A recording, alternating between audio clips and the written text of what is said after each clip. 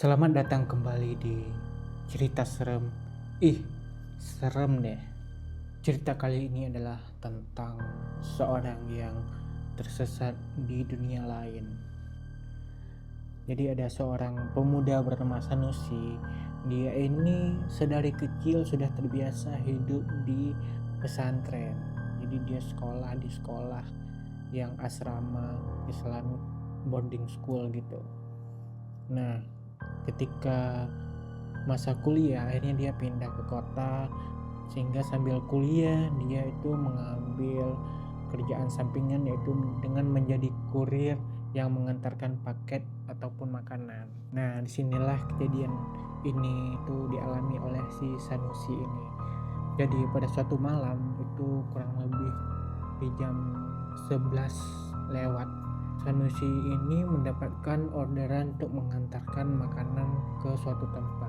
Sebagai orang yang pendatang, dia ini nggak terlalu familiar dengan tempat tersebut. Nah, pada saat mengantar makanan tersebut, dia merasa ini kok tempatnya agak aneh. Jadi tempatnya itu cukup gelap, melewati lorong-lorong, gang-gang yang sempit dan gelap, tidak ada lampu cahaya yang menerangi. Dia mulai merasa merinding, mulai merasa ragu, bener nggak sih di sini tempatnya? Tapi mapsnya membawa dia ke tempat yang benar.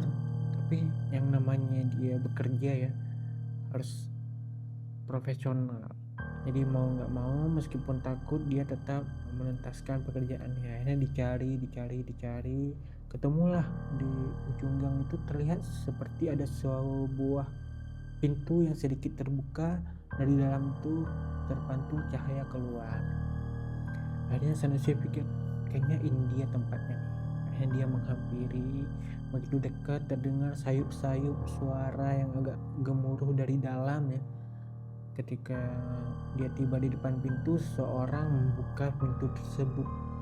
Orang itu terlihat sangat pucat sekali, matanya merah, giginya kuning, menyambut dia dengan ramah. Masuk dulu mas, gitu. Mau nggak mau, Sanusi meskipun dengan kaki yang gemetar, dia melangkah masuk ke dalam. Di dalam itu ada belasan orang sedang party.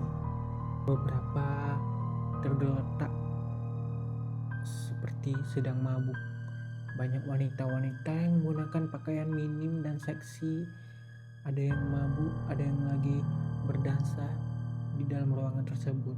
Sepanjang berada di sana, Sanusi ini tuh tidak luput dan tidak berhenti-hentinya dia beristighfar di dalam hati. Astagfirullah, astagfirullah, astagfirullah. Dia begitu gemetar melihat suasana ini. Tapi Sanusi terus melangkah masuk ke dalam. Si pemilik tempat menyambutnya dengan ramah. Mas, yuk minum-minum dulu. Dengan suara yang gemetar, Sanusi membalas, enggak mas, enggak, makasih. Akhirnya begitu beres, Sanusi dengan tergesa-gesa langsung cabut dari tempat itu.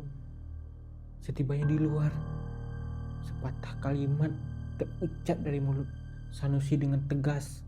Astagfirullah, ini bukan dunia saya, katanya. Jadi itulah cerita Sanusi yang tersesat di dunia lain. Sungguh bukan dunia Sanusi. Sampai bertemu di cerita serem selanjutnya. Cerita serem, serem deh.